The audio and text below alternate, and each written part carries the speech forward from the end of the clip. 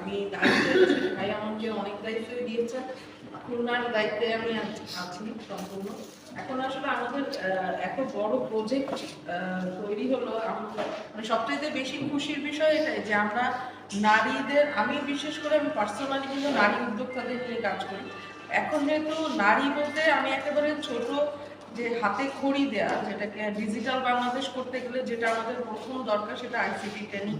তারপরে নারীদেরকে ঘরের থেকে যে ইয়েটা দেওয়া হয়, ট্রেনিংটা, যেটা আমরা আর্থিক সহায়তা যেটা নারীরা করতে পারে তাদের পরিবারকে, সেটাও আমাদের সুইং মেশিনের যে ট্রেনিংটা, দুইটাই আমাদের নারীদের নিয়ে শুরু হয়েছে। আমি বলবো যে এটার দিক থেকে আমাদের পাইকরাম গল্পা লায়ন্স ক্লাব গর্বিত, এবং আমি পার্সোনালি ধন্যবাদ দিই ফারিয়াকে।